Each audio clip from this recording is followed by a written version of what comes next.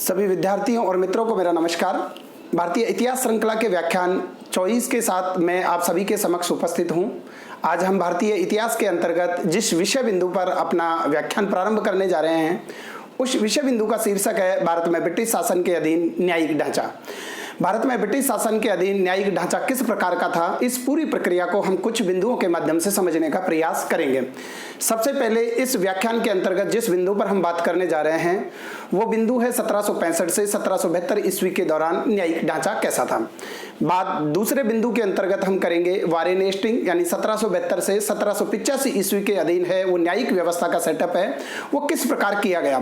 तीसरे बिंदु के अंतर्गत हमारी बात होगी लॉर्ड कॉर्नवालिस के अधीन न्यायिक व्यवस्था में कौन कौन से सुधार किए गए यानी 1786 से 1793 ईस्वी की अवधि के दौरान। चौथे बिंदु के अंतर्गत हम बात करेंगे कि लॉर्ड विलियम बेंटिंग के अधीन न्यायिक सुधार कौन कौन से किए गए। पांचवें बिंदु के अंतर्गत हमारी बात होगी 1858 ईस्वी के बाद के न्यायिक सुधारों पर हमारा फोकस रहेगा। छठे बिंदु के अंतर्गत हम बात करेंगे कि न्यायिक व्यवस्था के पहलू के रूप में कानून का शासन और कानून के सम्मुख समानता का तात्पर्य क्या है और ये इस ब्रिटिश शासन के अधीन जो न्यायिक ढांचा स्थापित किया गया था उसमें ये किस प्रकार से परिलक्षित होते हैं। सातवें बिंदु के अंतर्गत हम बात करेंगे इस न्यायिक ढांचे के जब भारत में ब्रिटिश शासन के अधीन ये न्यायिक ढांचा लागू किया गया, अंग्रेजी तौर तरीकों पर आधारित न्यायिक व्यवस्था को काफी अर्थों में यहाँ पर लागू किया गया तो उसके क्या प्रभाव पड़े, सकारात्मक क्या प्रभाव रहे और नकारात्मक क्या प्रभाव रहे, इन्हीं की बात हम इस व्याख्यान के माध्यम से करेंगे। अंत में अंतिम बिंदु के तहत परीक्षा उपयोगी प्रश्नों पर हमारी कुछ बात होगी। इसी के साथ आज का हमारा जो व्याख्यान है वो यहीं से प्रारंभ होता है। व्याख्यान का जो शीर्षक है एक बार फिर से मैं आपके लिए रिवाइज कर दूं, वो है भारत में ब्रिटिश शासन के अधीन न्यायिक ढांचा। जब हम बात करते हैं सबसे पहले हम बात करने जा रहे हैं कि 1765 से और 1772 ईस्वी के दौरान न्यायिक ढांचा है वो किस प्रकार का था। हमने यहाँ पर जो 1765 ईस्वी की जो काल अवधि को जो सीमा रेखा के रूप में इसलिए चुना है क्योंकि 1765 भारतीय इतिहास में और ईस्ट इंडिया कंपनी के इतिहास में वो साल था जब 1765 ईस्वी में ईस्ट इंडिया कंपनी का बंगाल में द्वैध शासन स्थापित हो जाता है। 1765 ईस्वी में इलाहाबाद की संधि के माध्यम से कंपनी को बंगाल, बिहार और उड़ीसा की दीवानी मिल जाती है। दीवानी मिलने का यहाँ पर तात्पर्य ये है कि कंपनी अब मालगुजारी वसूल करेगी और मालगुजारी से संबंधित जो भी न्यायिक प्रकरण उत्पन्न होते हैं उन न्यायिक प्रकरणों के समाधान की प्रत्यक्ष जिम्मेदारी है वो कंपनी के ऊपर होगी। तो इसीलिए यहाँ पर हमने 1765 ईस्वी की जो वर्ष को एक सीमा रेखा के रूप में चिन्हित किया है। 1765 से 72 ईस्वी के दौरान का जो न्यायिक ढांचा है, चूंकि कंपनी के पास सिर्फ दीवानी का अधिकार था, हालांकि निजामत का अधिकार भी काफी कुछ पर्दे के पीछे से उस कंपनी के पास भी था, लेकिन यहाँ पर जो प्रशासनिक व्यवस्था और कानून व्यवस्था की जिम्मेदारी की जो एक जो सम्मुख दिखाई देने वाली व्यवस्था है वो नवाब के अधीन थी और नवाब के अधीन जो उप नायब की नियुक्ति कर दी गई, उप नाजिम की नियुक्ति की गई, नायब नाजिब की नियुक्ति की गई, वो मोहम्मद रजा खान थे। लेकिन कंपनी के पास चूंकि मालगुजारी का दीवानी वसूल करने का अधिकार आ गया था, इसलिए दीवानी मामलों के प्रबंधन का अधिकार है वो कंपनी का विषय हो गया था। तो उसी संदर्भ में हम 1765 से 1772 ईस्वी के दौरान न्यायिक ढांचे को सिर्फ हम केंद्रित करने जा रहे हैं दीवानी मामलों के संदर्भ में। दीवानी मामलों पर इस समय कंपनी ने ज्यादा ध्यान केंद्रित किया क्योंकि फौजदारी मामलों से उसका इस समय कोई सरोकार नहीं था, क्योंकि फौजदारी मामले एक प्रकार से नवाब के अधीन थे और नवाब पर उनकी जिम्मेदारी डाल दी गई थी कि कानून व्यवस्था की जिम्मेदारी है वो बंगाल के नवाब की होगी। कंपनी को चूंकि दीवानी का अधिकार मिला था इसलिए मालगुजारी वसूल करने से संबंधित प्रक्रिया और उससे उत्पन्न होने वाली कानूनी अड़चनों में न्याय प्रदान करने की जो प्रारंभिक जो जिम्मेदारी है वो प्रथम दृष्टया जो जिम्मेदारी थी वो ईस्ट इंडिया कंपनी की थी। तो ईस्ट इंडिया कंपनी ने सिर्फ दीवानी मामलों पर अपना ध्यान केंद्रित किया और उसकी दीवानी मामलों के संदर्भ में जो न्यायिक प्रणाली जो स्थापित हुई, जिस न्यायिक व्यवस्था का उसने सहारा लिया, उसका प्रमुख ध्येय सिर्फ ज्यादा से ज्यादा राजस्व अर्जन किस प्रकार से किया जाए कि इस प्रकार का कुछ न्यायिक सेटअप स्थापित किया जाए ताकि मालगुजारी वसूल करने की प्रक्रिया में किसी भी प्रकार की कोई अड़चन और कोई उलझन है वो पैदा नहीं हो। लेकिन जैसा कि हमने पूर्ववर्ती व्याख्यानों में भी इस बात की व्यापक चर्चा की है कि 1765 से 72 ईस्वी के दौरान जब बंगाल में द्वैध शासन की व्यवस्था थी और कंपनी के कर्मचारी थे उनको दीवानी का अधिकार मिल गया था और जो कंपनी के अधिकारी और कर्मचारी जो परंपरागत रूप से केवल व्यापारिक कार्यों में दक्ष थे उनको किसी भी प्रकार की मालगुजारी वसूल करने का अधिकार का अनुभव नहीं था, यानी दीवानी मामलों के प्रबंधन का अनुभव भी उन्हें नहीं था। तो इस प्रारंभिक दौर में ईस्ट इंडिया कंपनी को भारतीय अधिकारी और कर्मचारियों के माध्यम से इस दीवानी मामलों का प्रबंध करना था और ईस्ट इंडिया कंपनी के अधिकारी और कर्मचारी सिर्फ उनका निरीक्षण और निर्देशन करने तक सीमित रहे। तो जब हम 1765 से और 72 ईस्वी के दौरान न्यायिक ढांचे की बात करते हैं तो सिर्फ हमारा ध्यान केंद्रित है न्यायिक दीवानी मामलों के प्रबंधन से संबंधित, क्योंकि कंपनी के पास सिर्फ दीवानी मामलों के प्रबंधन करने का अधिकार था और दीवानी मामलों से संबंधित कोई भी न्यायिक अड़चन पैदा होती तो वो कंपनी को उसका समाधान करना था। लेकिन कंपनी ने शुरुआत में जो मुगलों की जो न्याय व्यवस्था थी दीवानी मामलों के संदर्भ में उसी को अपनाया और मुगलों की व्यवस्था को अपनाने के पीछे उस समय एक बहुत बड़ा कारण भी ये भी था कि कहीं ना कहीं वो मुगलों की व्यवस्था को अपना करके ईस्ट इंडिया कंपनी भारतीय जनमानस में और भारत की क्षेत्रीय शक्तियों में यह संदेश देना चाहती थी कि आप लोगों की ही तरह आपने जिस प्रकार से मुगलों की सर्वोच्चता के सिद्धांत को अपना रखा है उसी प्रकार से ईस्ट इंडिया कंपनी भी मुगलों की सर्वोच्चता और संप्रभुता के सिद्धांत में विश्वास करती है। तो एक प्रकार से यह कंपनी की रणनीति का हिस्सा था जहां पर मुगल न्याय व्यवस्था को दीवानी मामलों में मुगल न्याय व्यवस्था को भारतीय अधिकारी और कर्मचारियों के माध्यम से अपनाया गया। इसके लिए मोहम्मद रजा खां और सिताब राय के अधीन न्यायिक व्यवस्था को लागू किया गया। मोहम्मद रजा खां को बंगाल का दीवान नियुक्त किया गया था और इसी प्रकार से सिताब राय को पटना में दीवान नियुक्त किया गया था, यानी दीवानी मामलों के प्रबंधन करने का अधिकार दिया गया था। पटना और मुर्शिदाबाद में राजस्व काउंसिल भी स्थापित की गई थी ताकि दीवानी मामलों से संबंधित कोई अगर न्यायिक प्रक्रिया को लागू करना हो तो इन दो काउंसिलों के माध्यम से उस व्यवस्था को लागू किया जा सके।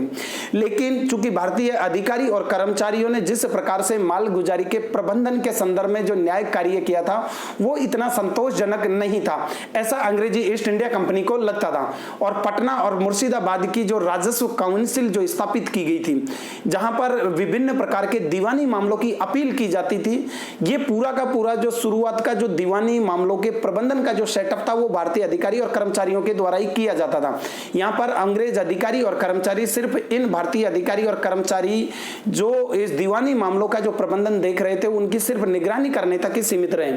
तो यह व्यवस्था एक प्रकार की अस्थायी व्यवस्था थी और पटना और मुर्शिदाबाद की राजस्व काउंसिल है वो भी भ्रष्टाचार की भेंट चढ़ गई। भारतीय अधिकारी और कर्मचारियों से भी उस प्रकार का दीवानी मामलों का प्रबंधन नहीं किया गया जिस प्रकार की अपेक्षा ईस्ट इंडिया कंपनी को थी। तो 1765 से और 72 ईस्वी के दौरान का जो न्यायिक ढांचा वो सिर्फ दीवानी मामलों पर केंद्रित है ईस्ट इंडिया कंपनी के पर्सपेक्टिव से। 1772 ईस्वी में जब बंगाल के शासन का प्रत्यक्ष अधिग्रहण कंपनी के द्वारा किया गया तब कंपनी के पास ये एक जिम्मेदारी आ गई कि वो दीवानी के साथ साथ फौजदारी मामलों का प्रबंधन भी करे और उसके लिए एक ठीक प्रकार की न्यायिक व्यवस्था है उसका ढांचा है वो खड़ा करें। तो हम इसी संदर्भ में हम 1772 से 1785 की ईस्वी के अधीन के न्यायिक सुधारों की बात कर लेते हैं। यहाँ पर 1772 ईस्वी से ही हम ईस्ट इंडिया कंपनी के भारत में न्यायिक प्रणाली के विकास की वास्तविक शुरुआत होती है, क्योंकि इसके साथ ही में एक और बात है वो आप सभी की जानकारी के लिए बता दूं, जब भी अदालतों में कोई भी मामले जाते हैं, जब कोर्ट कचहरी में कोई भी मामले जाते हैं तो उन मामलों को उनकी प्रकृति के आधार पर सामान्यतः दो भागों में बांटा जाता है, एक दीवानी मामले और एक फौजदारी मामले। दीवानी मामलों का संबंध ज्यादातर क्या होता है कि जमीन जायदाद है, उत्तराधिकार है, संपत्ति है, वारिस है और इस प्रकार के प्रकरणों से संबंधित होते हैं। और फौजदारी मामलों का जो संबंध होता है वो एक प्रकार से आपराधिक गतिविधियों से संबंधित होता है, लड़ाई झगड़ों से संबंधित मामले वो फौजदारी प्रणाली के अंतर्गत आते हैं। तो वारेन हेस्टिंग के अधीन जब बंगाल का प्रत्यक्ष अधिग्रहण कर लिया गया, अब ईस्ट इंडिया कंपनी की प्राथमिक जिम्मेदारी आ गई थी कि वो दीवानी न्याय के साथ साथ फौजदारी न्याय की व्यवस्था भी लोगों को प्रदान करे। अब कानून और व्यवस्था की स्थिति को संभालना और मालगुजारी वसूल करने में अगर कोई किसी भी प्रकार की कानूनी अड़चन आती थी तो उसका न्यायिक समाधान करने की जिम्मेदारी उस समय कंपनी पर आ गई थी। लेकिन जैसा कि हमने अपने पूर्ववर्ती व्याख्यानों में इस बात की व्यापक चर्चा की है कि जो वारेन हेस्टिंग है वो स्वयं भारतीय परंपराओं और रीति रिवाजों में ज्यादा से ज्यादा विश्वास करता था और वारेन हेस्टिंग उस समय यथार्थवादी नीति पर भी चल रहा था, क्योंकि वारेन हेस्टिंग चाहकर के भी वो इस शुरुआत में जो प्रशासनिक व्यवस्था पर पूरी तरह से अंग्रेजों का कब्जा नहीं कर सका, क्योंकि उस समय कंपनी के जो नए नए अधिकारी और कर्मचारी जो व्यापारी वर्ग से सीधे प्रशासनिक अधिकारी के पद पर प्रमोट हुए थे, उनको प्रशासनिक कार्यों का इतना अनुभव नहीं था और उनको दीवानी मामलों का कोई अनुभव नहीं था। इसके अलावा फौजदारी मामलों के प्रबंधन किस प्रकार से किया जाए इसका कोई अनुभव नहीं था। तो वारेन हेस्टिंग को अपने समय में सिर्फ भारतीय अधिकारी और कर्मचारियों के द्वारा जो परंपरागत न्याय की व्यवस्था को लागू किया जाता था, दीवानी और फौजदारी मामलों की जो परंपरागत व्यवस्था लागू थी जो कि मुगलों की व्यवस्था पर आधारित थी, उसी के साथ है न्यायिक व्यवस्था का ढांचा है वो खड़ा करना पड़ा। और काफी हद तक वारेन हेस्टिंग की प्राच्यवादी सोच ने भी इसमें बहुत बड़ी भूमिका निभाई, क्योंकि वारेन हेस्टिंग को यह लगता था कि भारतीय परंपराओं और रीति रिवाजों के आधार पर को अपनाकर अगर अंग्रेजी ईस्ट इंडिया कंपनी का प्रशासनिक सेटअप धीरे धीरे आंग्लीकरण की तरफ बढ़े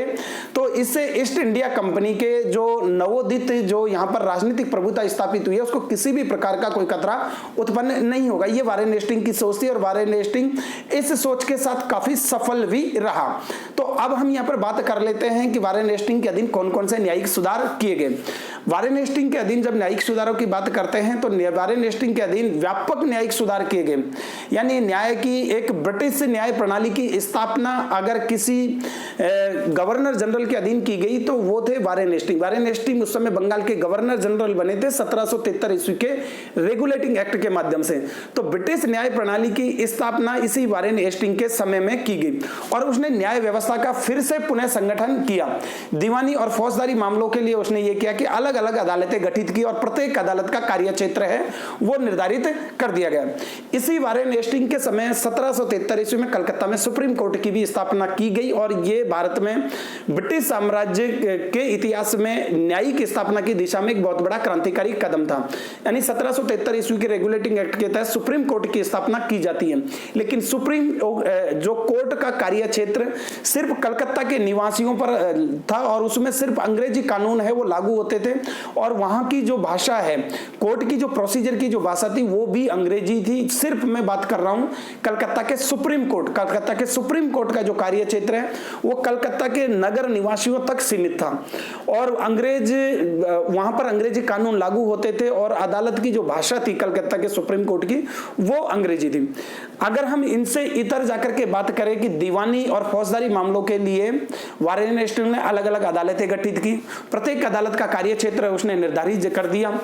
और मोहम्मद रजा खां की जो प्रणाली है जिसके तहत फौजदारी व्यवस्था का भी प्रबंधन किया गया था और दीवानी मामलों की जो व्यवस्था जो भारतीय अधिकारी संभाल रहे थे वो उससे निजात पाना चाहता था,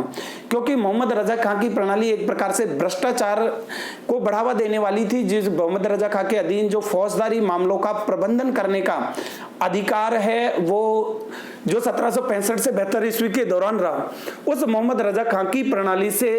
वो निजात पाना चाहता था वारेन हेस्टिंग जब तक मोहम्मद रजा खां से निजात नहीं पा लेता तब तक वो अपने न्यायिक सुधारों को जैसा उसने सोच रखा था उस तरह से लागू नहीं कर सकता था। इसलिए 1772 ईस्वी में उसने सबसे पहले मोहम्मद रजा खां को निजामत के कार्य से उसको मुक्त कर दिया, यानी उसको फौजदारी मामलों में जो न्यायिक व्यवस्था देने के कार्य है उससे मुक्त कर दिया और उसने उसको न केवल मुक्त किया अभी तो उसको 2 साल के लिए कैद कर लिया। वारेन हेस्टिंग ने यह काम इसलिए किया ताकि वो जो भारतीय अधिकारी और कर्मचारी जो फौजदारी न्याय व्यवस्था जो वारेन हेस्टिंग अपने अनुसार स्थापित करना चाहता था उसमें बहुत बड़े अड़चन थे। जब मोहम्मद रजा खां को 2 साल के लिए पृथक कर दिया गया तो एक प्रकार से वारेन हेस्टिंग को खुलकर न्यायिक व्यवस्था का पुनः संगठन करने का एक मौका मिला। ब्रिटिश न्याय प्रणाली को यहाँ पर कुछ अर्थों में लागू करने का अवसर है वो वारेन हेस्टिंग को मिला। अगर हम वारेन हेस्टिंग के दोनों प्रकार के न्यायिक सेटअप को अगर हम अलग अलग माध्यम से देखें तो सबसे पहले हम बात कर लेते हैं कि दीवानी न्याय व्यवस्था में वारेन हेस्टिंग ने क्या परिवर्तन किए। वारेन हेस्टिंग के अधीन दीवानी न्याय की व्यवस्था में निरंतर लगातार एक्सपेरिमेंट होते गए। इसे हम इस बात से समझ सकते हैं कि सबसे पहले प्रत्येक जिले में दीवानी अदालत स्थापित की गई और इस दीवानी अदालत में क्या होता था कि 500 रुपए यानी 10 रुपए से और 10 रुपए से ज्यादा और 500 रुपए तक के मामले हैं उनकी जो सुनवाई है वो इस जिले की दीवानी अदालत में होती थी। और इस जिले की दीवानी अदालत किसकी अध्यक्षता में काम करती थी? वो यूरोपियन कलेक्टर के अधीन काम करती थी, यानी उसकी अध्यक्षता कोई यूरोपीय जज ही करते थे। और 10 रुपए तक के मामलों का प्रदान है वो मुखिया के को निपटाया जाता था, किसी प्रधान या मुखिया के द्वारा, जो निचले स्तर की दीवानी अदालतें थी। तो दीवानी न्याय के क्षेत्र में वारेन हेस्टिंग का सबसे पहला प्रयास यह है कि वो जिला कलेक्टर के अधीन 500 रुपए तक के मामलों का प्रबंधन करने के लिए जिले में एक दीवानी अदालतों का गठन है वो करता है। और 10 रुपए तक के मामलों का समाधान करने के लिए स्थानीय स्तर पर मुखिया और प्रधान को वो जिम्मेदारी दी जाती है। यहाँ पर वारेन हेस्टिंग ने स्थानीय परंपराओं को भी अपनाया और अपनी तरफ से कुछ नवाचार भी किया। स्थानीय परंपराओं को इस संदर्भ में अपनाया क्योंकि उसने जहां पर दीवानी मामलों की जिला स्तर की अदालत का जो मैनेज करने का, जो प्रबंधन करने का अधिकार है वो जिला कलेक्टर को दिया, और जिला कलेक्टर एक यूरोपीय अधिकारी होता था। वहीं स्थानीय स्तर पर इन दीवानी मामलों की सुनवाई, यानी 10 रुपए तक के मामलों की सुनवाई करने का अधिकार स्थानीय प्रधान और स्थानीय मुखिया को दिया। इस प्रकार यहां पर वारेन हेस्टिंग स्थानीय परंपराओं और अपनी ब्रिटिश परंपराओं को लागू करने का साथ साथ प्रयास यहां पर कर रहे होते हैं। अब हम कुछ और बात कर लेते हैं कि अपील के लिए, यानी दीवानी मामलों के लिए प्रत्येक जिले में दीवानी अदालत स्थापित की गई।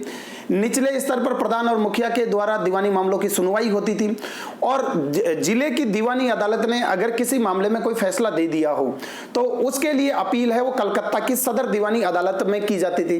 कलकत्ता की जो ये सदर दीवानी अदालत है वो गवर्नर जनरल इन काउंसिल के अधीन होती थी, यानी गवर्नर जनरल इन काउंसिल के द्वारा कलकत्ता की सदर दीवानी अदालत में कोई भी फैसला है वो किया जाता था। लगान विभाग का प्रभाव इस समय न्याय व्यवस्था पर था। न्याय, क्योंकि जिला कलेक्टर के ऊपर ही लगान को वसूल करने की जिम्मेदारी थी और जिला कलेक्टर ही जिले की अदालत में दीवानी न्याय देने का कार्य कर रहा है। तो एक प्रकार से प्रशासनिक कार्य भी वो कर रहा है और न्याय देने का कार्य भी वो जिला कलेक्टर कर रहा है। तो एक प्रकार से यहाँ पर शक्तियों का केंद्रीकरण है। तो हम उस प्रकार के दीवानी मामलों में न्याय की उम्मीद नहीं कर सकते, क्योंकि जो व्यक्ति मालगुजारी वसूल कर रहा है, मालगुजारी वसूल करने का अधिकारी है, अगर उससे कोई गलती हो जाए और उसी को अपने खिलाफ कोई फैसला देना हो तो ये कैसे संभव है कि वहां पर न्याय मिलेगा। लेकिन इस प्रकार वारेन हेस्टिंग के अधीन कुछ प्रारंभिक प्रयास है वो किए गए।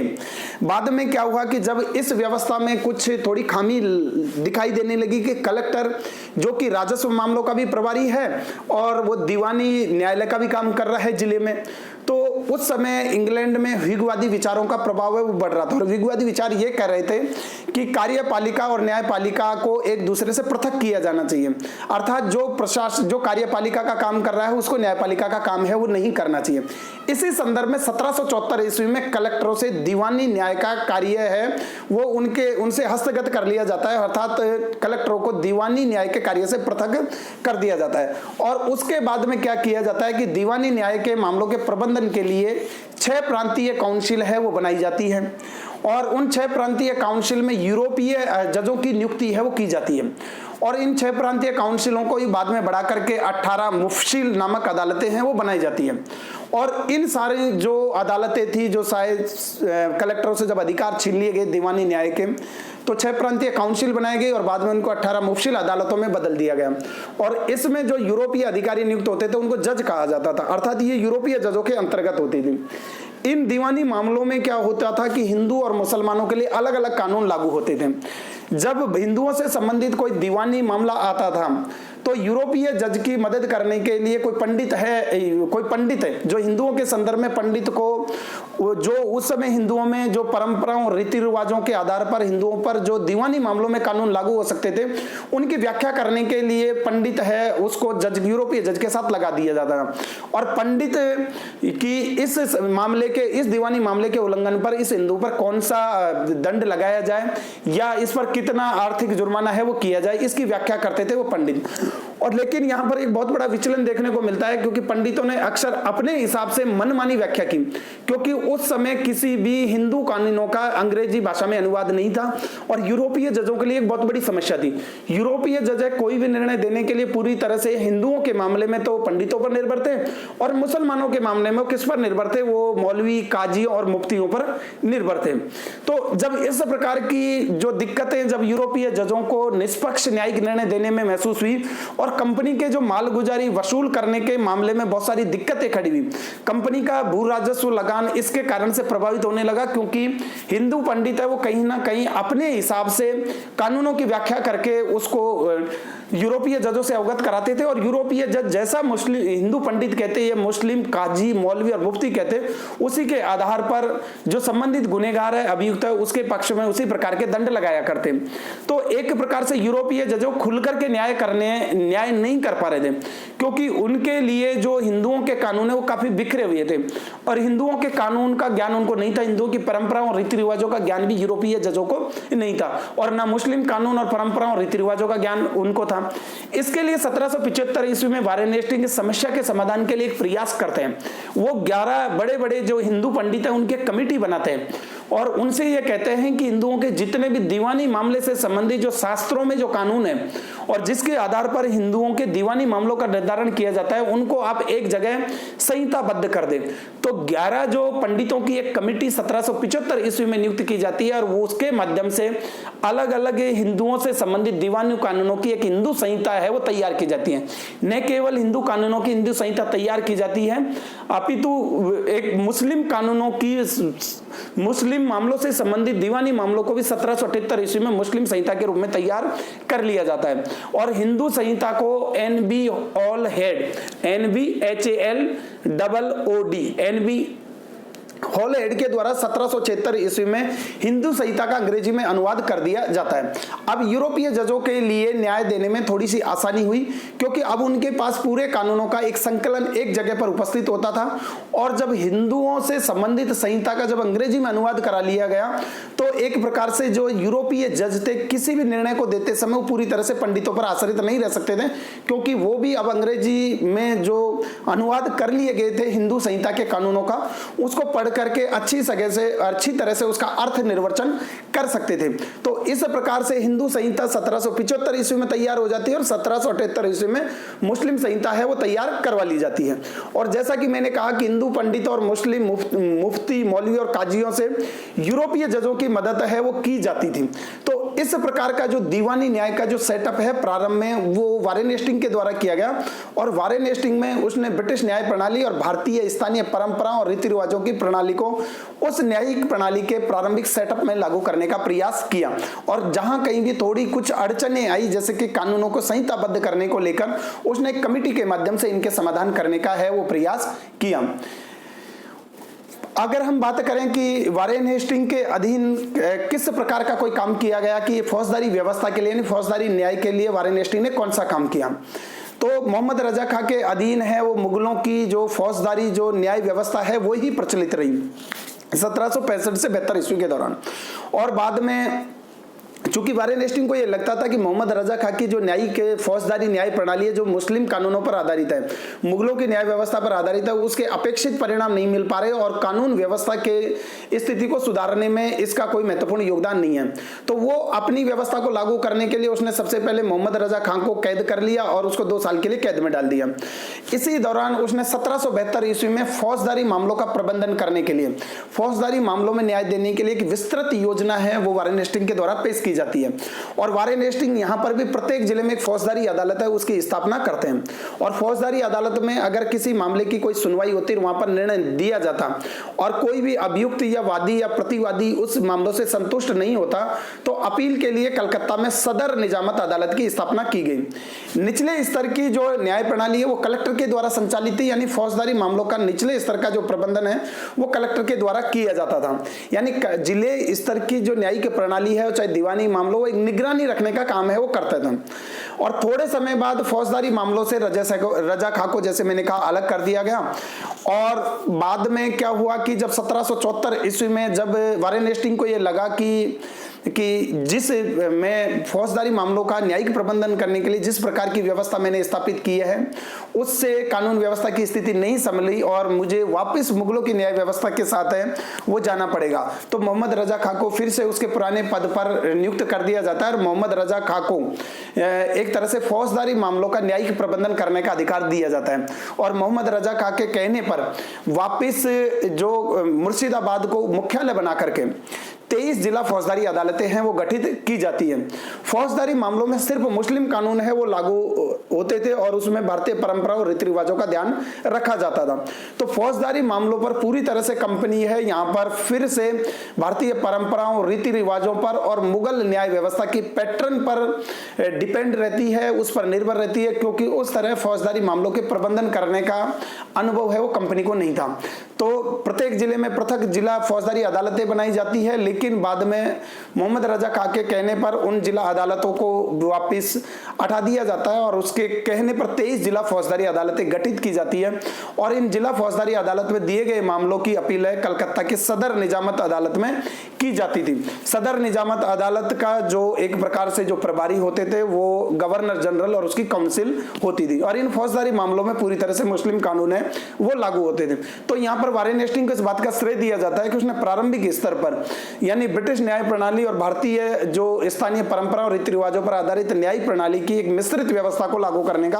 प्रयास किया, अर्थात न्याय की दिशा में एक प्रयास किया। पृथक पृथक दीवानी और फौजदारी अदालतें स्थापित की और अपील के लिए कलकत्ता में सदर दीवानी अदालत और सदर निजामत अदालत की स्थापना की गई। लेकिन फौजदारी मामलों में वो ज्यादातर मोहम्मद रजा खां की जो न्यायिक व्यवस्था थी, जो मुगलों की न्याय व्यवस्था पर आधारित थी, उस पर डिपेंड रहते हैं। लेकिन इसके कारण से कानून व्यवस्था की स्थिति में कोई अपेक्षित सुधार है वो नहीं होता और बाद में ब्रिटिश ईस्ट इंडिया कंपनी के अधिकारी और कर्मचारी ये मानने लग जाते हैं कि मोहम्मद रजा खां की फौजदारी न्याय व्यवस्था से कानून व्यवस्था की स्थिति में अपेक्षित सुधार नहीं हुआ, इसलिए इसमें कुछ नया किए जाने की आवश्यकता है। और ये जो फौजदारी न्यायिक व्यवस्था में नया परिवर्तन करने का जो श्रेय बाद में दिया जाता है वो दिया जाता है लॉर्ड कॉर्नवालिस को।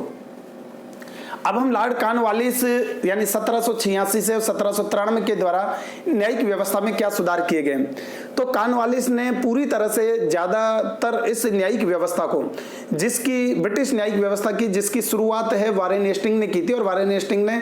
अंग्रेजी न्यायिक व्यवस्था के पैटर्न को भी लागू किया था, लेकिन स्थानीय परंपरा और रीति रिवाजों को भी ध्यान में रखा था। लेकिन लॉर्ड कॉर्नवालिस का, जैसा कि हमने पूर्ववर्ती व्याख्यानों में चर्चा की है, वो पूरी तरह से प्रशासन के हर विभाग का अंगलीकरण करने का समर्थक था और हर प्रकार के ब्रिटिश कानूनों को यहाँ पर पूरी तरह से लागू करने का समर्थक था। और इसी संदर्भ में उसके न्यायिक व्यवस्था में सुधारों को भी हम समझ सकते हैं। लॉर्ड कॉर्नवालिस ने न्यायिक व्यवस्था में सुधार करने के लिए सबसे पहले वो कॉर्नवालिस कोड है वो लेकर के आते हैं 1793 में। कॉर्नवालिस का जो ये कोड है शक्ति पृथक्करण के सिद्धांत पर आधारित था। शक्ति पृथक्करण का मतलब यानी सत्ता के 3 अंग, विधायिका, कार्यपालिका और न्यायपालिका, ये तीनों पृथक पृथक व्यक्तियों के हाथों में होनी चाहिए, तभी एक अच्छी प्रकार से शासन की व्यवस्था है वो संचालित हो सकती है। तो कॉर्नवालिस कोड के द्वारा न्यायिक व्यवस्था को सुव्यवस्थित रूप है वो प्रदान किया गया। और कॉर्नवालिस की जो ये न्यायिक व्यवस्था थी वो शक्ति पृथक्करण के सिद्धांत पर आधारित थी। और जैसा कि मैंने वारेन हेस्टिंग की दीवानी न्याय व्यवस्था की बात की थी कि प्रारंभ में कलेक्टरों के पास दीवानी अदालतों का प्रबंधन का अधिकार था, बाद में उनको 6 प्रांतीय काउंसिलों को सौंप दिया जाता है। लेकिन 1787 ईस्वी में फिर से दीवानी मामले, फौजदारी मामले और प्रशासनिक मामले पूरी तरह से कलेक्टर में केंद्रित हो जाते हैं। जब कलेक्टर में तीनों जैसे कि शक्तियों के तीनों अंगों का केंद्रीकरण हो जाता है, इस बात को लेकर के कॉर्नवालिस है वो काफी व्यथित होते हैं और वो शक्ति पृथक्करण के सिद्धांत के आधार पर सत्ता के 3 अंगों को पृथक करने की नीति पर जोर देते हैं, जिसे उसने अपने कॉर्नवालिस कोड में समाहित किया। और उसने शक्ति पृथक्करण के सिद्धांत के आधार पर ही सबसे पहला काम यह किया कि कलेक्टरों से सारे न्यायिक अधिकार है वो छीन लिए गए और कलेक्टर सिर्फ मालगुजारी वसूल करने का काम करेगा, प्रशासनिक व्यवस्था का काम करेगा, न्याय देने का काम है वो केवल न्यायाधीश करेंगे। तो शक्ति पृथक्करण के सिद्धांत के आधार पर जो सबसे पहला न्यायिक व्यवस्था में सुधार किया वो लॉर्ड कॉर्नवालिस ने यह किया था कि कलेक्टरों से हर प्रकार के न्यायिक अधिकार है वो छीन लिए गए। और अगर लॉर्ड कॉर्नवालिस के हम दीवानी न्याय के संदर्भ में सुधारों की बात करें तो उसने संपूर्ण सिविल न्यायालयों का एक श्रेणीकरण वाली व्यवस्था स्थापित की, जिसका क्रम नीचे से ऊपर की ओर हम कुछ इस प्रकार से समझ सकते हैं कि सबसे नीचे मुंसिफ की अदालतें थी। यानी सबसे नीचे किसकी अदालतें थी? सबसे नीचे थी मुंसिफ की अदालतें, उसके ऊपर थी रजिस्ट्रार की अदालतें, उसके ऊपर फिर जिला अदालत, नगर अदालत, फिर उनके ऊपर थी प्रांतीय अदालत और उसके ऊपर सदर दीवानी अदालत और सबसे अंत में थी किंग इन काउंसिल। इन अदालतों का इस प्रकार का यह क्रम था और मुंसिफ की अदालतें ही वो थी जहां पर सिर्फ जो भारतीय अधिकारियों के नियंत्रण में थी। बाकी चाहे रजिस्ट्रार की अदालतें हो, जिला अदालत, नगर अदालत हो, प्रांतीय अदालत हो, सदर दीवानी अदालत और किंग एंड काउंसिल की जो अदालत है, ये सारी वो अदालतें थी जो पूरी तरह से यूरोपियों के नियंत्रण में थी। अगर हम बात करें कि जिला अदालत में 500 रुपए तक के मुकदमों की सुनवाई है वो होती थी, प्रांतीय अदालत में 1000 रुपए तक के मुकदमों की सुनवाई होती थी, सदर दीवानी अदालत में 5000 रुपए तक के मुकदमों की सुनवाई है वो होती थी, और किंग इन काउंसिल जो लंदन में होते थे, जो सम्राट की परिषद है, उसमें 5000 रुपए से अधिक के दीवानी मामलों की सुनवाई है वो की जाती थी। तो लॉर्ड कॉर्नवालिस ने इस प्रकार सिविल न्यायालयों की एक श्रेणीकरण पर आधारित न्यायिक व्यवस्था का पैटर्न है वो स्थापित किया। इसका बहुत बड़ा श्रेय है वो दिया जाता है लॉर्ड कॉर्नवालिस को। लॉर्ड कॉर्नवालिस के, अब हम फौजदारी न्याय की बात करते हैं।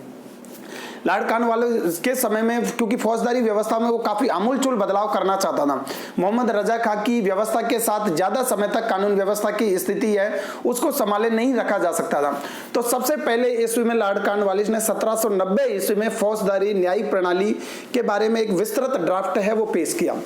और उसमें काफी सारे फौजदारी न्याय से संबंधित काफी सारे सुधार किए गए। और सबसे पहला जो सुधार है वो यही किया गया था कि हत्यारे की भावना पर बल दिया गया, यानी हत्यारे ने किस अस्त्र का उपयोग किया है, किस ढंग से हत्या की गई है, इसकी बजाय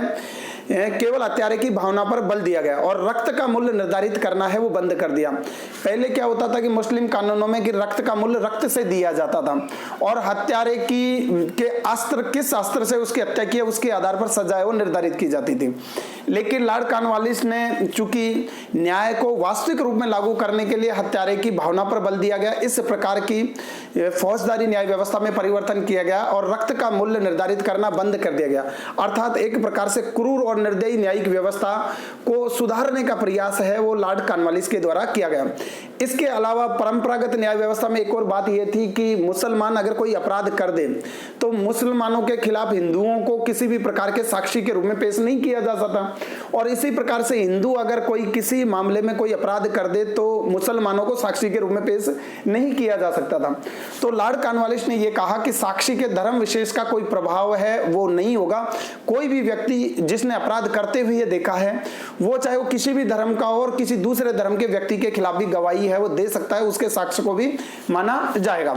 और इसके अलावा मोहम्मद रजा खां के जो फौजदारी मामलों में प्रबंधन करने के लिए जो नायब नाजिम के पद पर उसको बिठा दिया गया था उसको समाप्त कर दिया गया, और सदर निजामत अदालत, जैसे ही मोहम्मद रजा खां के पद को समाप्त कर दिया गया, मोहम्मद रजा खां के अधीन सदर निजामत अदालत का जो प्रधान केंद्र था वो मुर्शिदाबाद था, वापिस से सदर निजामत अदालत पुणे कलकत्ता में स्थापित कर दी गई। अब फौजदारी मामलों का प्रबंधन करने के लिए पहले की जितनी भी जो अदालतें थी, जो जिला फौजदारी अदालतें गठित की गई थी, उनको लॉर्ड कॉर्नवालिस के द्वारा समाप्त कर दिया गया, और उसने 4 चलते फिरते कोर्ट की स्थापना की। यानी 4 सर्किट कोर्ट की स्थापना का मतलब चलते फिरते कोर्ट की स्थापना की। इसके लिए जो ये 4 सर्किट कोर्ट है, इनको साल में कम से कम 2 बार अपने अपने प्रदेशों का दौरा करना पड़ता था, और ये सर्किट कोर्ट है, इनको मृत्युदंड की सजा का अधिकार था, लेकिन सदर निजामत अदालत से उसकी पुष्टि करवाना आवश्यक था।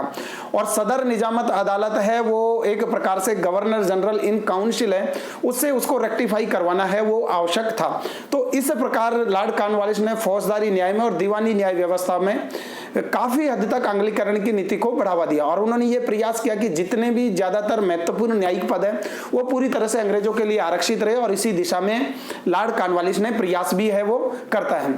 अब अगर हम ब्रिटिश साम्राज्य के अधीन भारत में जो न्यायिक व्यवस्था का ढांचा खड़ा किया गया और उसमें जो सुधार किए गए, अगर हम उसके संदर्भ में किसी तीसरे गवर्नर जनरल को श्रेय देते हैं तो वो थे Lord William Bentinck. Lord William Bentinck के द्वारा भी महत्वपूर्ण न्यायिक सुधार है वो किए गए। लॉर्ड विलियम बेंटिंग के समय में जो सबसे महत्वपूर्ण न्यायिक सुधार किया गया वो भारतीय संदर्भ में यह था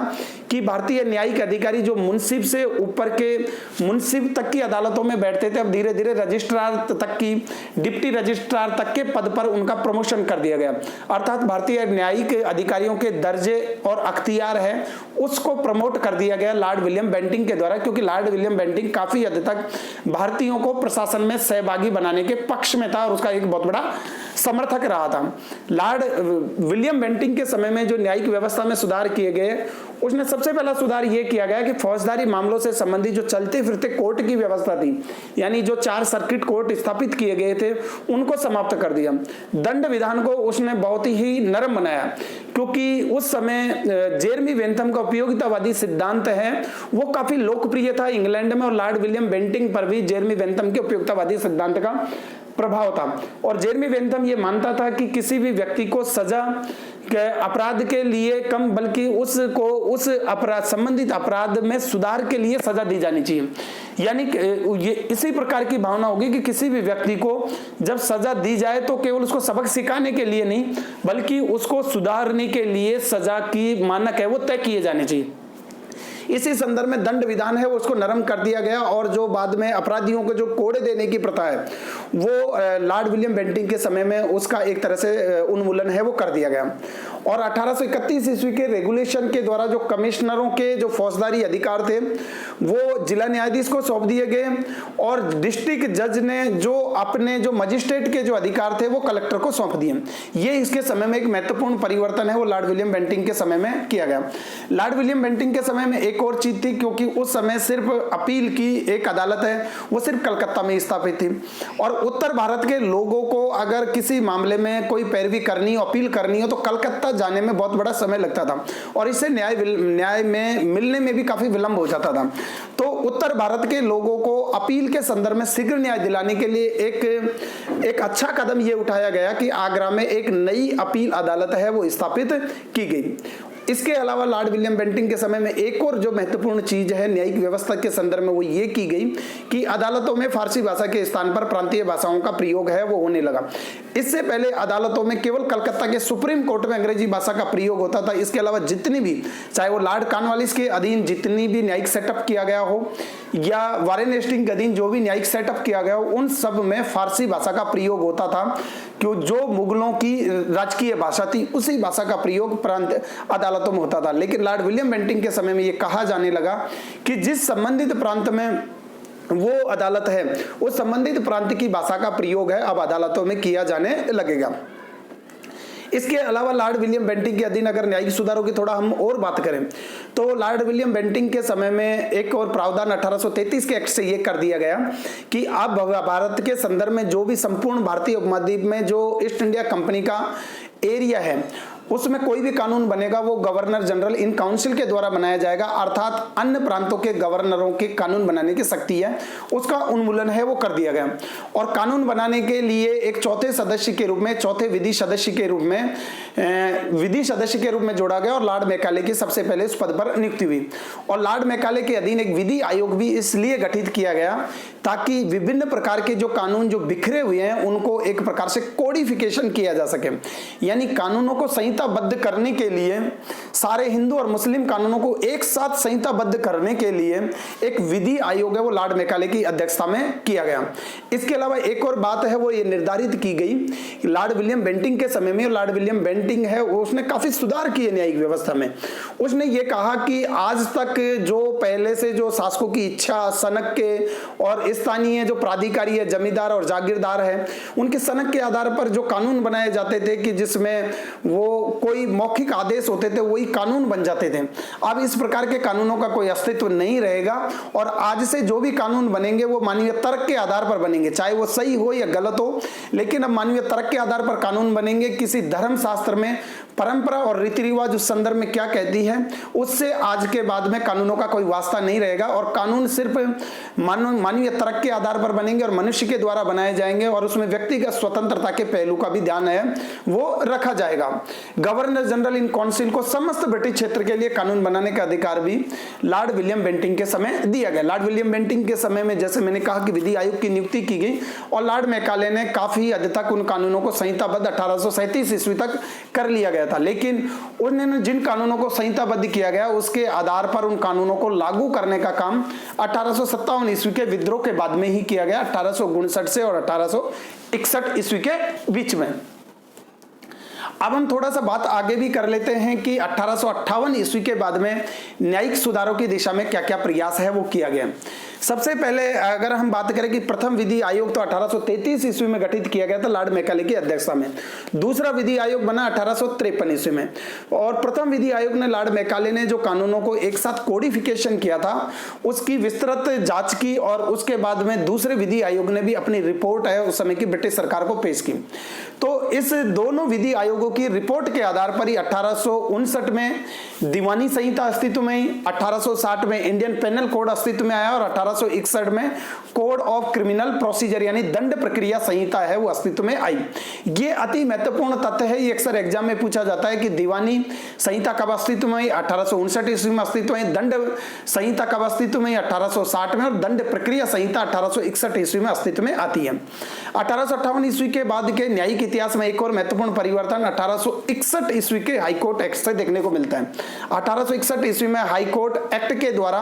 पुराने सुप्रीम कोर्ट यानी 1773 ईस्वी के रेगुलेटिंग एक्ट के द्वारा जिस सुप्रीम कोर्ट की स्थापना 1774 ईस्वी में की गई, उस सुप्रीम कोर्ट और सदर दीवानी अदालत और सदर निजामत अदालतों का उन्मूलन है वो कर दिया गया। अब 1865 में इनकी जगह इंडियन हाईकोर्ट एक्ट 1861 के तहत जो प्रावधान किया गया था उसके एवज में 1865 ईस्वी में कलकत्ता, बंबई और मद्रास में हाईकोर्ट की स्थापना की जाती है। अर्थात अब दीवानी और फौजदारी मामलों में कोई भी अपील की जाएगी संबंधित इलाके के इन न्यायालयों में की जा सकेगी। इसी संदर्भ में 1866 ईस्वी में आगरा में उच्च न्यायालय की स्थापना है वो की जाती है, जिसका बाद में मुख्यालय 1875 ईस्वी में इलाहाबाद में कर दिया जाता है। 1916 में इसी प्रकार से पटना में हाईकोर्ट की स्थापना होती है। उसके बाद लाहौर और रंगून में भी हाईकोर्ट की स्थापना होती है। इन हाई कोर्टों में जो एक प्रकार से जो भाषा थी वो काफी हद तक प्रांतीय भाषा थी और अंग्रेजी का भी काफी बड़े पैमाने पर उपयोग है वो होने लग गया था। अंतिम महत्वपूर्ण सुधार भारत में जो ब्रिटिश साम्राज्य का या ब्रिटिश का जो न्यायिक व्यवस्था में जो भारत के संदर्भ में जो सुधार माना जाता है वो 1935 ईस्वी के एक्ट से देखने को मिलता है। 1935 ईस्वी के एक्ट में एक प्रावधान किया गया जिसके तहत संघीय न्यायालय की स्थापना की बात कही गई और उसके संघीय न्यायालय की स्थापना की जो बात कही गई थी उसके तहत 1937 ईस्वी में फेडरल कोर्ट है वो अस्तित्व में आया और बाद में यही फेडरल कोर्ट भारत के सुप्रीम कोर्ट के रूप में जब भारत आजाद हो गया तो उच्चतम न्यायालय सुप्रीम कोर्ट के रूप में तब्दील है वो हो गया। तो इस प्रकार का पूरा जो न्यायिक सेटअप है यानी जो 1765 से जो प्रक्रिया प्रारंभ होती है वो इस प्रकार से 1947 तक न्यायिक व्यवस्था का एक पूरा जो ढांचा है वो खड़ा हो जाता है ब्रिटिश साम्राज्य के द्वारा भारत में। अब हम बात कर लेते हैं कि इस न्यायिक व्यवस्था का आधार क्या था, कि जो ब्रिटिश न्याय प्रणाली जो स्थापित की गई थी वो किन मानकों पर आधारित थी या उसके पीछे कौन सी एक विचारधारा काम कर रही थी या उसको हम किस संदर्भ में देख सकते हैं। तो न्यायिक व्यवस्था के आधार की जब हम बात करें तो उसके दो पहलू उभर करके सामने आते हैं कि जो संपूर्ण न्यायिक व्यवस्था है वो दो प्रतिमानों पर आधारित थी। एक था कानून का शासन यानी रूल ऑफ लॉ और एक था कानून के समक्ष समानता यानी इक्वलिटी बिफोर लॉ। कानून का शासन का मतलब यह है कि अब जो भी कोई भी शासन होगा यानी ब्रिटेन के द्वारा जो भी भारत में जिस अपनी जनता पर जो भी शासन किया जाएगा वो कानून की परिधि में रह करके किया जाएगा। बने कानूनों का में जो लिखा गया है उसी के आधार पर शासन होगा। वो कानून है वो एक पूरी प्रक्रिया के तहत है वो बनाए जाएंगे और कोई भी जो शासक या व्यक्तिगत इच्छा पर आधारित कानून है उसको कोई तवज्जो नहीं दी जाएगी। यानी कानून का शासन स्थापित होगा, कानून से ऊपर कोई भी नहीं होगा और इस कानून के शासन में किसी को भी कोई विशेष अधिकार है वो नहीं प्रदान किया जाएगा और कानून का शासन है वो सभी पर समान रूप से लागू होगा और अधिकारी और कर्मचारी हैं जो वो भी इसके दायरे में आएंगे। इसके अलावा एक और बात है कि कानून के समक्ष समानता। कानून के समक्ष समानता का मतलब अगर किसी व्यक्ति ने किसी मामले में कोई अपराध किया है या किसी कानून का उल्लंघन किया गया है तो वो कानून सभी पर समान रूप से लागू होगा और उसमें उच्च वर्ण या निम्न वर्ण है वो नहीं देखा जाएगा या कोई व्यक्ति कितना प्रभावशाली है कौन व्यक्ति कितना गरीब है उसको पूरी तरह से नजरअंदाज कर दिया गया। अर्थात कानून के समक्ष सभी व्यक्तियों का समान दर्जा है, कोई भी व्यक्ति कानून से ऊपर नहीं है और अगर किसी व्यक्ति के द्वारा कोई अपराध किया जाता है तो गरीब के लिए भी उतना ही दंड होगा जितना अमीर के लिए था। तो ये इस न्यायिक व्यवस्था के आधार थे जिसके आधार पर ये ब्रिटिश न्यायिक प्रणाली है वो भारत में काम कर रही थी, यानी कानून का शासन और कानून के समक्ष समानता। इस न्यायिक व्यवस्था ने भारत की न्यायिक व्यवस्था को एक प्रकार से सूत्रबद्ध किया और परंपराओं और रीति रिवाजों पर आधारित जो परंपरागत न्याय व्यवस्था थी उसका काफी हद तक उन्मूलन कर दिया और भारतीयों को एक कानून के शासन के महत्व को समझाया और कानून के समक्ष समानता जब इस लागू हो गई तो लोगों में एक प्रकार से विभिन्न प्रकार के जो जातिगत विशेष अधिकार का वो दावा करते थे कि जिसमें कुछ खास वर्ण को किसी अपराध के लिए कम सजा दी जाती थी और उसी अपराध के लिए निम्न वर्ण के लोगों को ज्यादा सजा दी जाती थी। इस प्रकार की व्यवस्था का इस ब्रिटिश न्यायिक व्यवस्था के द्वारा उन्मूलन कर दिया गया और ये न्यायिक व्यवस्था पूरी तरह से इस पैटर्न पर आधारित काफी हद तक कानून का शासन और कानून के समक्ष समानता है। अधिकांश रूप में भारतीयों के लिए इसका इस्तेमाल किया गया, लेकिन जब अंग्रेजी अधिकारियों की बात आई तो कानून के समक्ष सिद्धांत का कहीं बहुत अक्षर उल्लंघन किया गया। अर्थात उसे हम इस संदर्भ में समझ सकते हैं कानून के शासन और कानून के समक्ष समानता का, कि जब कभी ब्रिटिश अधिकारी और कर्मचारी के द्वारा कोई अपराध कर दिया जाता तो उनके फौजदारी मामलों के लिए सुनवाई सिर्फ यूरोपीय जज ही कर सकते थे और यूरोपीय जज अक्सर उनके पक्ष में फैसला लेते थे और एक प्रकार से कहीं ना कहीं उनका पक्ष लेते हुए कानून की हत्या है वो कर दी जाती थी। लेकिन भारत के संदर्भ में कानून का शासन और कानून के समक्ष समानता के सिद्धांत को भारतीयों के संदर्भ में पूरी तरह से लागू किया गया।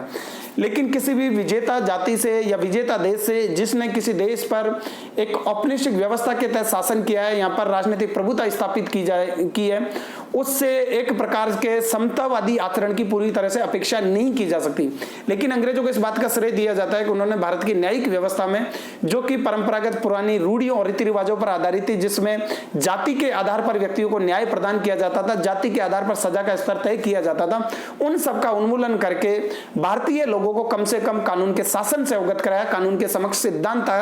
कानून के समक्ष समानता के सिद्धांत के आधार पर वो शासन व्यवस्था से शासित होने लगे। जब हम बात कर लेते हैं कि इस न्यायिक प्रणाली के प्रभाव को हम किस रूप में देखें, तो इसके सकारात्मक प्रभावों की बात की जाती है और इसके नकारात्मक प्रभावों की बात की जाती है। सबसे पहले हम अगर सकारात्मक प्रभावों की बात करें तो इसके माध्यम से कानून का शासन है वो स्थापित हुआ। शासकों के व्यक्तिगत और धार्मिक कानूनों की जगह संहिताबद्ध कानून लागू किए गए। अर्थात अब कोई व्यक्तिगत और धार्मिक कानून है वो व्यक्ति के संदर्भ में लागू नहीं हो सकते थे और एक निर्धारित प्रक्रिया के तहत जो कानून बने थे उन कानूनों का कोडिफिकेशन किया गया और कोई भी व्यक्ति अपने मतलब के लिए उन कानूनों की गलत व्याख्या नहीं कर सकता था। अर्थात एक प्रकार से विधि का शासन है वो पूरी तरह से भारत में स्थापित हो गया, जो एक अच्छा कदम था, एक प्रगतिशील कदम था। यद्यपि यूरोपियों के, जैसे मैंने बात की, यूरोपियों के मामलों को भी कानून के दायरे में लाया गया, किंतु फौजदारी मामलों में सुनवाई केवल अंग्रेज न्यायाधीश ही कर सकते थे। एक प्रकार से कानून के शासन और कानून के समक्ष समानता के सिद्धांत का उल्लंघन था। लेकिन जैसा कि मैंने कहा, क्योंकि अंग्रेज उस समय विजेता जाति के रूप में थे और अंग्रेजों के द्वारा भारतीयों के साथ समानता के व्यवहार की कल्पना है वो नहीं की जा सकती थी। इसी संदर्भ में इस न्यायिक व्यवस्था में उनके संदर्भ में जो विशेष पूर्वाग्रह अपनाया गया उसको इसी संदर्भ में हम देख और समझ सकते हैं। अगर इस न्यायिक व्यवस्था के नकारात्मक पहलू की अगर मैं बात करूं तो ये न्याय व्यवस्था अत्यधिक दुरू, जटिल और खर्चीली बन गई और इसके और सामान्य व्यक्ति को जो परंपरागत न्याय व्यवस्था में तुरंत न्याय मिल जाता था, उसके लिए न्याय के लिए उसको ज्यादा भटकना नहीं पड़ता था और उसमें किसी भी प्रकार का कोई खर्चा नहीं आता था। लेकिन अंग्रेजी पैटर्न पर आधारित ये न्यायिक प्रणाली है जिसमें किसी भी मामले की जिरह करने के लिए वादी की और प्रतिवादी की तरफ से एक वकील नामक एक पेशेवर वर्ग है वो उभर करके आया, क्योंकि वो कानूनों की व्याख्या और न्यायाधीश के समक्ष उसके पक्ष में या विपक्ष में उन मामलों की एक तरह से पैरवी करता था। तो एक प्रकार से जो ये ब्रिटिश न्याय प्रणाली है वो काफी खर्चीली होगी और गरीब लोग हैं, अक्सर गरीब लोगों को अक्सर न्याय मिलने में न केवल देरी हुई, अभी तो वो न्याय मिलने की संभावना वो कम हो गई, क्योंकि धनी लोग हैं अक्सर इस खर्चीली न्याय प्रणाली और जिसमें काफी जटिलताएं थी और वकील करने पड़ते थे, वो धनी लोग अक्सर गरीब लोगों को विभिन्न प्रकार की धमकी देकर अनावश्यक मुकदमों में उलझवा देते थे और बाद में गरीब लोगों को जो जिनकी आर्थिक स्थिति अच्छी नहीं थी उन मुकदमे से अपने हाथ खींच लेते थे और यूरोपीय न्यायाधीशों को भी धन का लालच देकर के वो अपने पक्ष में फैसले करवा लेते थे। तो ये इस न्यायिक व्यवस्था के नकारात्मक पहलू थे कि जिसमें कि निष्पक्ष न्याय मिल ही पाएगा, क्योंकि निष्पक्ष न्याय उसी समय मिल पाता है जब जो व्यक्ति है वो जो व्यक्ति की आर्थिक स्थिति मजबूत नहीं है लेकिन फिर भी उसको विधिक सहायता राज्य की तरफ से मिले, तो वहां पर न्याय जो निष्पक्ष है वो उस रूप में प्रतिफलित हो सकता है, ऐसी कल्पना की जा सकती है। लेकिन क्योंकि अंग्रेजों की इस न्यायिक व्यवस्था में काफी जटिल थी, काफी दुरूह थी, काफी विलंब भी लगता था और बहुत खर्चीली थी, तो धनी लोगों के पक्ष में ये न्याय व्यवस्था ज्यादा झुकी हुई प्रतीत होती है। लेकिन इन सब बातों के बावजूद भी जो अंग्रेजों ने जिस प्रकार की न्यायिक व्यवस्था स्थापित की, विधि का शासन स्थापित किया गया, कानून का शासन स्थापित किया गया, कानून के समक्ष सिद्धांत समानता की अवधारणा को लागू किया गया, वो एक प्रकार से भारत को परंपरागत रूढ़ियों और रीति रिवाजों, जो कि एक धार्मिक परंपराओं पर बंधे हुए कानूनों से शासित होते थे, जिसमें धनी लोगों का पक्ष लिया जाता था, जाति विशेष के लोगों को एक विशेष प्रकार के अपराध के लिए तो ज्यादा सजा दी जाती थी, किसी को कम सजा दी जाती थी। उन सारी व्यवस्थाओं का उन्मूलन है इस न्यायिक प्रणाली ने किया, कानून के शासन ने किया, और इस बात का श्रेय है वो अंग्रेजों को दिया जाता है। भले इसके कुछ खर्चीली हो गई हो, देरी से न्याय मिल रहा हो, धनी लोगों के पक्ष में ज्यादा झुक गई हो, लेकिन प्रत्येक व्यवस्था की अपनी खामियां होती हैं। उसके सकारात्मक पक्षों के संदर्भ में हम उसे उसके प्रगतिशील कदम के रूप में हम देख सकते हैं। अगर हम इसके परीक्षा उपयोगी प्रश्नों से संबंधित कुछ महत्वपूर्ण बिंदुओं की चर्चा करें तो इसके परीक्षा उपयोगी प्रश्नों में सबसे पहले यही आती है कि कॉर्नवालिस कोड से आप क्या समझते हैं, या वारेन हेस्टिंग के समय न्यायिक व्यवस्था का पैटर्न क्या था, या अपन कहें कि उसके समय में दीवानी जो न्यायालयों का जो श्रेणीकरण की व्यवस्था थी, यानी मुंसिफ की अदालत में कितने रुपए तक के मामलों की सुनवाई होती थी। इसके अलावा विलियम बेंटिंग के समय में कौन से सुधार किए गए, विधि आयोग आया, कानूनों का संहिताकरण किया गया, हिंदू कानूनों का अंग्रेजी में अनुवाद किसके द्वारा किया गया, या फिर हम कहें कि दीवानी संहिता है, दंड संहिता है, दीवानी दंड प्रक्रिया संहिता है, वो कब अस्तित्व में आई, और इंडियन हाई कोर्ट एक्ट है वो कब अस्तित्व में आया, 1865 ईस्वी में कहाँ पर कोर्ट की स्थापना हुई, 1935 के एक्ट में न्यायिक व्यवस्था के संदर्भ में कौन से पहलू का प्रावधान था, और इसके अलावा इस न्यायिक व्यवस्था के सकारात्मक और नकारात्मक पहलुओं को आप किस प्रकार से देखते हैं, इससे संबंधित कुछ तथ्यात्मक और संकल्पनात्मक प्रश्न हैं इस न्यायिक व्यवस्था से अक्सर पूछे जाते हैं। मुझे उम्मीद है कि ये व्याख्यान है आप सभी के लिए काफी बेहद फायदेमंद और उपयोगी साबित होगा ब्रिटिश शासन के वास्तविक चरित्र को समझने के लिए, और उनका एक अच्छा कदम था। हालांकि इस व्यवस्था की खामियां थी, लेकिन फिर भी उनका एक अच्छा कदम था कि भारतीयों में एक कानून के शासन के प्रति एक आस्था उत्पन्न हुई, कानूनी रूप से भारतीयों को एक सूत्रबद्ध किया। इस न्यायिक व्यवस्था ने, इस प्रकार के जुडिशरी सिस्टम ने, जो कि ब्रिटिश साम्राज्य के द्वारा भारत में अपनाई गई थी। अगर फिर भी आपको किसी भी प्रकार का कोई डाउट है इस टॉपिक से संबंधित, तो आप मुझे मेरे कॉन्टैक्ट नंबर है, व्हाट्सएप नंबर पर आप मैसेज कर सकते हैं, या ईमेल पर भी आपकी कुछ जो क्वेरीज हैं आप उसको मेल कर सकते हैं आप मुझे। इसी के साथ आप सभी का बहुत बहुत धन्यवाद, आभार।